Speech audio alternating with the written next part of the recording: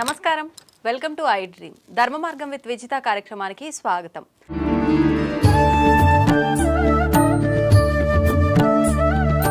ప్రభుజీ, అందరూ అంటే మనం ఎవరైతే ఉన్నామో ప్రతి ఒక్కరు కూడా నా బిడ్డలే అని చెప్పి భగవంతుడు అంటుంటారు.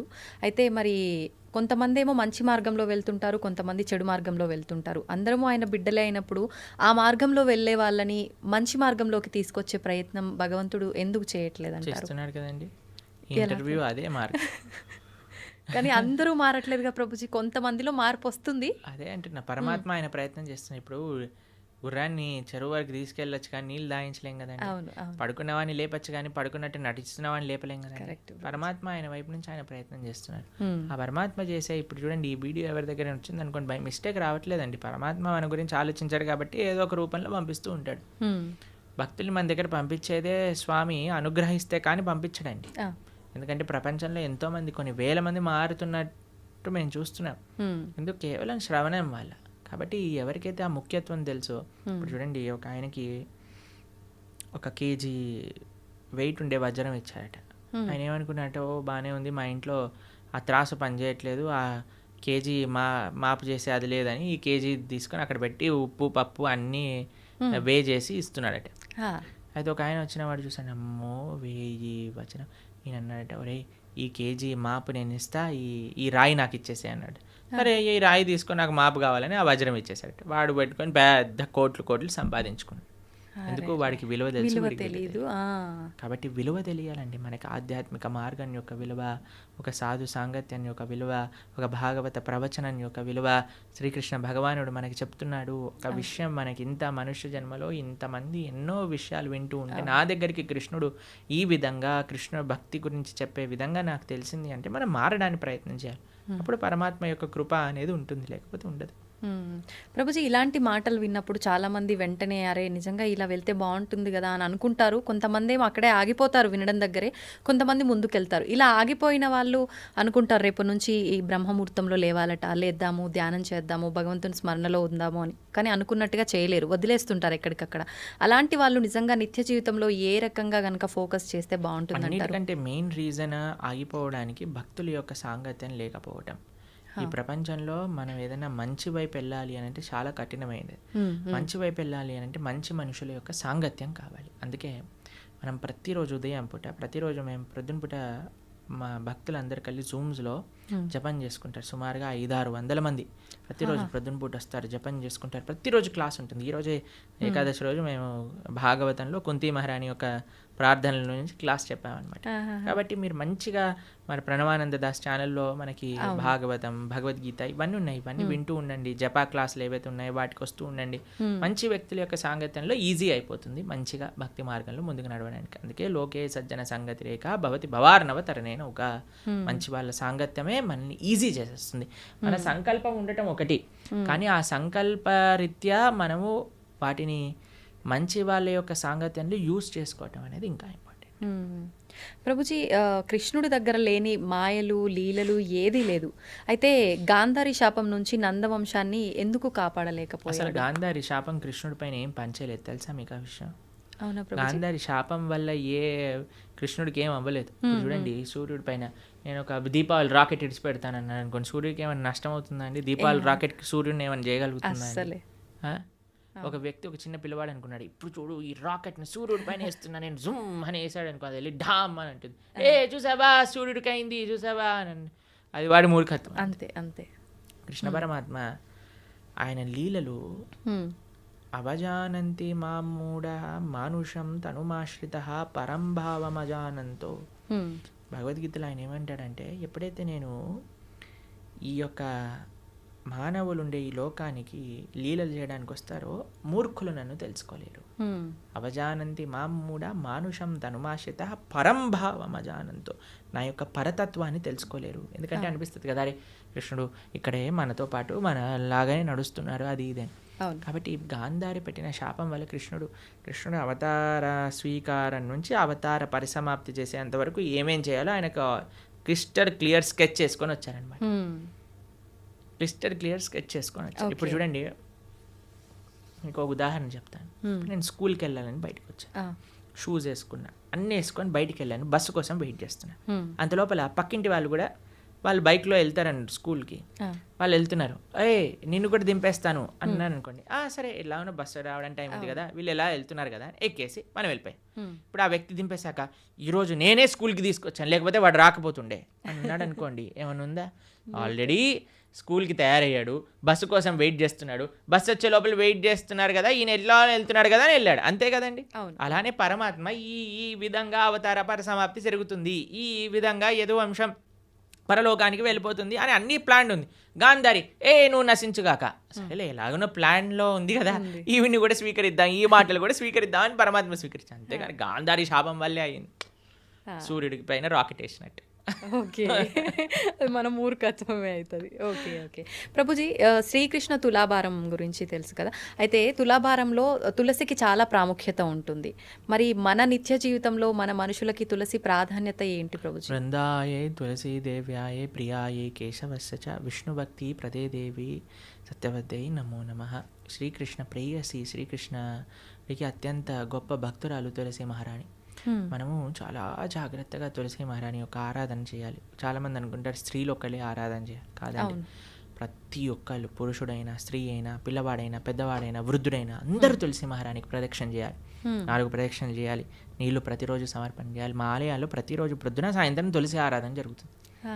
మీరు చూడండి, ఇస్కాన్ టెంపుల్కి వచ్చి ఆ పూజ ఏదైతే భగవంతుడు ఉండే గర్భగృహంలో ఉంటారో అక్కడ తులసీదేవి కూడా ఉంటుంది. తులసీదేవికి వస్త్రాలు వేసి తులసీదేవిని ఆశీర్వదిస్తారు. విగ్రహ రూపంలో కాదు, తులసి కోటకే వస్త్రాలు సమర్పణ చేసి అక్కడ పెడతారనమాట. ఎందుకంటే ఆవిడ సాక్షాత్తుగా కృష్ణుడి యొక్క పరమ భక్తురాలు కాబట్టి. అందుకే కృష్ణుడికి పెట్టే నైవేద్యం, ఏ అభిషేక ద్రవ్యం, నీరు, దేన్నైనా సరే తులసి వేయకుండా సమర్పణ చేయొద్దు భగవంతుడికి. తులసి పెడితేనే స్వామి స్వీకరిస్తారు.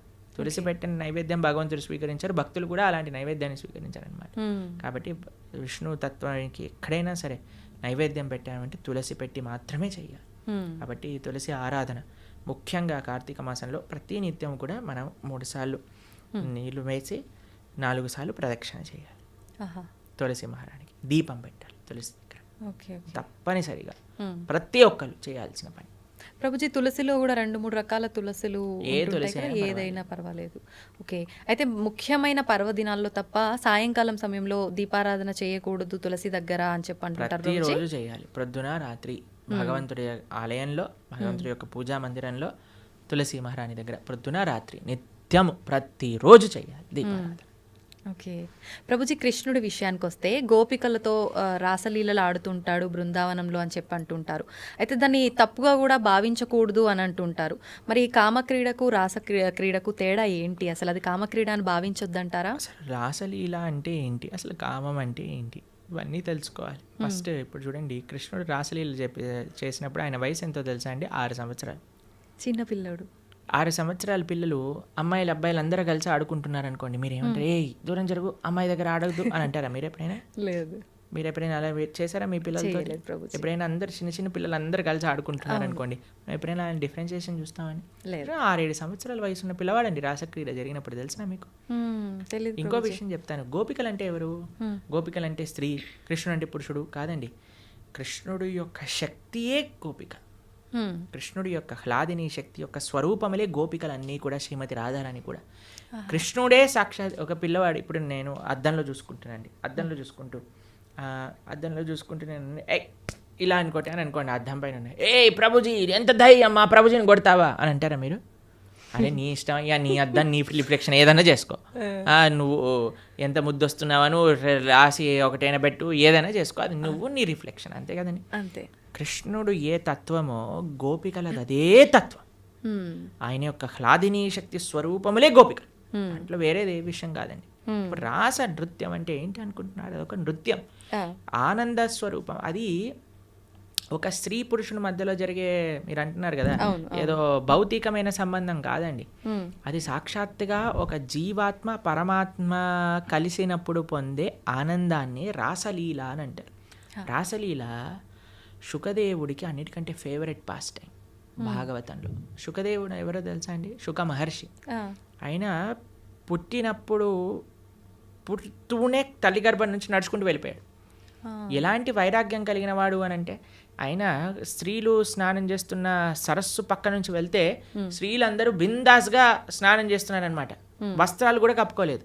వ్యాసుల వారు అడుగుతారు, అయ్యా ఏంటి మీరు అని అంటే, ఆయనకండి స్త్రీ పురుష భేదమే లేదు, ఆయన అంతా ఆత్మజ్ఞాన తత్వంలో రమించేవాడు, కాబట్టి మాకు ఆయన డిఫరెన్సియేషనే తెలియలేదు. ఎందుకంటే స్త్రీకి చాలా తొందరగా పురుషుడి దగ్గర ఏదైనా చెడు భావన ఉంటే కనిపట్టేయచ్చండి. కానీ ఆ స్త్రీలు అంత వైరాగ్యం కలిగిన శుక మహర్షి ఏంటో తెలుసా అండి, ఆవు పాలు పితికినంత సమయం కంటే ఎక్కువ ఒక ప్రదేశంలో ఉండలేరు, అంత వైరాగ్యం కలిగిన వ్యక్తి. ఆయనకి ఫేవరెట్ లీల రాసలీల. అంటే అంత వైరాగ్యం కలిగిన వ్యక్తి ఒక భౌతికమైన గర్ల్ ఫ్రెండ్ బాయ్ ఫ్రెండ్ విషయాలు మాట్లాడతారా అండి? అది కూడా ఎవరి ముందు? పరీక్షిత్ నరేంద్రుని ముందు. వేలాది మంది ఋషులు యోగులు మునులు కూర్చొని శ్రవణం చేస్తున్న ఒక సభలో. కాబట్టి మనం రాసలి భగవంతుడి యొక్క తత్వాన్ని కమెంట్ చేయటం కంటే ముందు అసలు ఏంటి ఆ తత్వము అని చదువుకోవాలి. అందుకే మీ అందరికీ నేను చెప్పేది ఏంటంటే, భాగవతం వినండి, భాగవతం చదవండి. మన ఛానల్లో ప్రణవానంద దాస్ అనే ఛానల్లో 47 లెక్చర్లు శ్రీమద్ భాగవతం, కేవలం 47 గంటలు మీరు ఇస్తే కృష్ణుడి యొక్క పరిపూర్ణ తత్వం అనేది మనం అర్థమవుతుంది. అది మాత్రం మిస్ చేయకుండా చూడండి. కృష్ణతత్వం గురించి, మన సనాతన ధర్మం గురించి మొత్తం అర్థమవుతుంది. ఫస్ట్ నుంచి లాస్ట్ వరకు వినండి, మొత్తం క్లారిఫై అవుతుంది. ప్రభుజీ, వైరాగ్యం అన్నారు కదా, చాలామంది వాళ్ళ లైఫ్లో కూడా అన్ని కష్టాల నుంచి తట్టుకోలేక ఇబ్బందులు పడి దాని నుంచి బయటికి రాలేక వైరాగ్యం చెందుతుంటారు. ఇంకా లైఫ్ వద్దు, ఎందుకు ఈ ఫ్యామిలీ లైఫ్, రకరకాలుగా. అలాంటి వైరాగ్యం నుంచి కొంతమంది డివోషనల్గా ఎక్కువ కనెక్ట్ అవుతుంటారు భగవంతుడికి. నిజంగా అది వైరాగ్యం వల్ల వచ్చిన భక్తి నిజమైన భక్తి అంటారు. ఈరోజే ఒకళ్ళు చెప్తున్నారు, ప్రభుజీ ఈ కష్టం వచ్చి ఉంటే నేను భక్తి మార్గంలోకి రాకపోయి ఉండేదాన్ని అని అంటున్నారు అనమాట. కాబట్టి కొన్నిసార్లు కష్టాలు కూడా మనం భగవంతుడి వైపు పంపిస్తూ ఉంటాయి. ఆనందం కూడా తీసుకెళ్తూ ఉంటుంది, కష్టం కూడా. ఏదైతే మనం భగవంతుడి వైపు తీసుకెళ్తుందో అది నిజమైన. మరి భక్తికి వైరాగ్యం అవసరమా అంటే అవసరం, కానీ వైరాగ్యమే భక్తి కాదు. ఇప్పుడు మన ఈ స్టూడియోకి రావాలి అంటే ఆ డోర్ ఓపెన్ చేయాలి. వైరాగ్యం అనేది డోర్ లాంటిది, అందులోపల నుంచి ప్రవేశిస్తే భక్తి మార్గం లోపలికి రాగలుగుతాం అనమాట. కాబట్టి వైరాగ్యం కావాలి. వైరాగ్య విద్య నిజభక్తి యోగ శ్రీ చైతన్య మహాప్రభు యొక్క ఉపదేశములలో వైరాగ్యము అని అంటే ఏదో ఫల్గు వైరాగ్యము కాదండి, నిజమైన వైరాగ్యం మనకు కావాలి. యుక్త వైరాగ్యము అని అంటారు. ఫల్గు వైరాగ్యము అని అంటే ఇప్పుడు చూడండి, శ్మశాన వైరాగ్యము అని అంటారు, ప్రసమ వైరాగ్యము అని. ఇదంటే ఎలా అంటే ఇప్పుడు చూడండి, శ్మశానంలో ఎవరైనా కాలిపోతున్నారనుకో, మనది కూడా అదే గతి కదా. ఇంటికి వచ్చాక ఏం చేసావు అంటే, ఇడ్లీ వద్దు నాకు పెసరట్టు కావాలి. ఏం వైరాగ్యం అండి? పోయేవాడికి ఇడ్లీ తిన్నా సాంబార్ తిన్నా ఒకటే కదండి. రెండోది ఏమనుకుంటుందట అంటే, ఎవరైనా ప్రసవ వేదన ఊ అని అరుస్తున్నప్పుడు, అమ్మో నేను మాత్రం పిల్లల్ని కానీ ఇంత నొప్పి నేను భరించలేను. మళ్ళీ పెళ్లి చేసుకోగానే ఒక పిల్లోడు, రెండో పిల్లోడు, మూడో పిల్ల, నాకు కూతురు కావాలి, నాకు ఇంకో అలాంటివి అనమాట. అలాంటి వైరాగ్యం పనికిరాదు. వైరాగ్యం అంటే ఏంటి? నా దగ్గర ఉన్నదంతా కూడా భగవత్ సేవలో ఉపయోగిస్తా. యుక్త వైరాగ్యము. ఇప్పుడు మీకు ఒక విషయం చెప్తాను. నేను ఇలా వెళ్తున్నాను అనుకోండి, ఒక పర్స్ పడిపోయింది అనుకోండి, అమ్మయ్య దేవుడు నాకు ఈ విధంగా కరుణించాడు, డబ్బులు నాకు ఇచ్చాడని తీసుకోవటం ఒక విధి. రెండవది ఏంటి? అయ్యో నాది కాదు కదా, వదిలేస్తాను, నేను ముందుకెళ్ళిపోతాను, ఇంకో విధి. లేదు మూడు, అరే పర్స్ పడింది విజిత గారు, ఎవరిదేనా అంటే అయిందే అండి, ఇచ్చేయటం మూడో విధి. ఏది మంచిది అంటారు ఈ మూడిట్లో? అడిగి ఎవరిది అని ఇవ్వటమే. అంతే కదండి. దాన్ని యుక్త వైరాగ్యం అంటారు. ప్రతి ఒక్కటి తీసుకో, ఎవరికి చెందాల్సిందో వాడికి చెందించు. ఈ ప్రపంచంలో ఉన్నదంతా కృష్ణుడికి చెందిందే, కాబట్టి ఆయనకి సమర్పణ చెయ్యి. అది నిజమైన వైరాగ్యం, నిజమైన భక్తి అని అంటే. నీ కోసం నువ్వు వాడుకోకు, పరమాత్మ కోసం ఉపయోగించు, దేశం కోసం ఉపయోగించు, ధర్మం కోసం ఉపయోగించు, భాగవతోత్తముల కోసం ఉపయోగించు, భగవంతుడి కోసం ఉపయోగించు. అది వైరాగ్యం. ప్రభుజీ, భగవంతుని ఆరాధించాలంటే భక్తి ఒకటే ప్రధానమా? శరీరం కూడా శుచిగా ఉండాలి అంటుంటారు. నిజంగా శరీరం శుచిగా ఉండటం అంటే ఏంటి? మీరు అన్నారనుకోండి, ప్రభుజీ మా పిల్లల్ని స్కూల్కి పంపిస్తాను కానీ యూనిఫామ్ అయ్యాను, యూనిఫామ్తో ఏం సంబంధం ఉండండి, వాళ్ళకి చదువుకోవడం కావాలి, వాళ్ళు చదువుకోవాలని ఇచ్చి ఉందంటే స్కూల్ వాళ్ళు ఎలా చేస్తారా అండి? ఏమంటారు, ఫస్ట్ యూనిఫామ్ వేసుకొని రా. అంతే కదండి, అవునా కదా? స్కూల్ షూస్ పైన మొత్తం బురద జల్లి పంపించి, బురద ఉంటే ఏంటి, నువ్వు చదువు చెప్పు, ఆయన చదువు నేర్చుకోవడానికి వచ్చావు, నువ్వు చదువు చెప్పడానికి వచ్చావు, షూ బూట్ ఇవన్నీ అంటావు ఏంటి అని అంటారా మీరు? ఏమంటారా? అమ్మ టీసీ ఇస్తాను, తీసుకెళ్ళు, మీ పిల్లల్ని వేరే స్కూల్లో జాయిన్ చేయించు అని అంటారు. అంతేనండి. గోర్లు ఎందుకు కట్ చేసుకోవాలండి, గోర్లకి చదువుకి ఏం పని ఉంది అంటే, మా స్కూల్లో పీటీ సార్ ఉంటే వాడు పెద్ద కర్ర పట్టుకొని పాట్ అని కొట్టేవాడు, గోర్లు పెరిగాయండి. అందరు పీటీ పీరియడ్ ముందు అందరు పళ్ళతో మొత్తం పడేసేసేవాళ్ళు అనమాట, హడలు వచ్చేసేది అనమాట. వామ్మో పీటీ ఈరోజు థర్స్డేనా అని అందరు హడలిపోతుండేవారు అనమాట. మీరు తినారా ప్రభుజీ అట్లా దెబ్బలు? అంటే గోర్లతో కొరికేసాం అనమాట. దెబ్బలు తినే ముందు. ఓకే. తెలివైన మూవ్ అనమాట అక్కడ. అయితే భక్తికి చాలామంది అడుగుతారు, ఈ శుచి ఏంటి, స్నానం చేయటం ఏంటి, ఇదంతా మూర్ఖత్వం, వీళ్ళంతా చాదస్తం, పైత్యం అని అంటూ ఉంటారు. కాదండి, మీకు భక్తి హృదయంలో ఉండాలి అని అంటే దాన్ని ఎక్స్టర్నల్గా కొన్ని రూల్స్ అండ్ రెగ్యులేషన్స్ పాటించాలి. శుచి, స్నానం, ప్రొద్దున లేవంగానే స్నానం చేయటం, మనం కాలకృత్యాలు తీర్చుకున్నాక స్నానం చేయటం, మడితో ఉండటం, అక్కడిక్కడ ముట్టుకోకుండా మంచిగా ప్రేమతో భగవంతుడికి నివేదన చేయటం, ఇవన్నీ కూడా ఆధ్యాత్మిక మార్గంలో మనకి మంచి వైపు నడిపిస్తూ ఉంటుంది అన్నమాట. కాబట్టి శుచి, శుభ్రత అనేది చాలా ఇంపార్టెంట్ అండి. ఇప్పుడు చూడండి, ఈ రూమ్ అంతా నీట్గా ఉంది కాబట్టి ప్రశాంతంగా మనం మాట్లాడుకోగలుగుతాం. కెమెరామ్యాన్లు వాళ్ళు పనిచేస్తున్నారు, మనం ఇక్కడ ఇంకా మొత్తం చిందర బిందర పేపర్లు ఇక్కడ పడిపోయి, ఆ లైట్లన్నీ కింద కూసిపోయి, మొత్తం గోలగోలు ఉందనుకోండి, మనకి చెప్పాలి, మాట్లాడాలి, ఫస్ట్ ఈ రూమ్ క్లీన్ చేయండి తర్వాత చేస్తామంటారు. అంతే కదండి. అంతే. ఏంటండి మేము ఇంటర్వ్యూ చేయడానికి వచ్చాం, ఇంటర్వ్యూ చేయండి, ఇవన్నీ ఎందుకు అని అన్నారు అనుకోండి, బాగుండదు కదా అది. కాబట్టి శుచి, శుభ్రత డైరెక్ట్గా మనసుకి కనెక్షన్. ఇప్పుడు చూడండి, ఇంటికి వచ్చారనుకోండి, ఇంట్లో అన్ని నీట్గా ఉండి చక్కగా సాంబ్రాణి, మా ఇంటికి వచ్చినప్పుడు బ్రహ్మాల ఆరాధన చేశాక సాంబ్రాణి పొగ వేస్తారనమాట. అప్పుడు ఆ ఆధ్యాత్మిక గుడికి వచ్చిన వాతావరణంలో లాగా ఉంటుందన్నమాట. అంతేగాని అన్ని చిందర బందర వేసి అందరు ఇలా పడిపోయి కూర్చున్నారు అనుకోండి, అప్పో ఎందుకు వచ్చాను రా బాబు, ఎక్కడికైనా వెళ్ళిపోతే బాగుండు అనిపిస్తుంది. కాబట్టి మనకి మనసుకి బాహ్యమైన శుచి, శుభ్రత వీటికి కనెక్షన్ ఉంది. కాబట్టి దాన్ని జాగ్రత్తగా తెలుసుకొని మనం శుచి, శుభ్రత పాటించాలి. మన ఛానల్లోనే సదాచారము అనే ఒక కోర్స్ మనం చేసాం అనమాట. ప్రణవానంద దాస్ ఛానల్లోనే సదాచారం గురించి చెప్పాం. అసలు వంట ఎలా చేయాలి, అసలు మనం శుభ్రత ఎలా మెయింటైన్ చేయాలి, స్నానం ఎలా చేయాలి, అన్ని విషయాలు అందులో ఉన్నాయి. 7 లెక్చర్లు ఉంటాయి, మొత్తం శుచి, శుభ్రత గురించి తెలుసుకోవచ్చు అనమాట. అది కూడా వినండి, చాలా మంచి పనికొస్తుంది. ఓకే.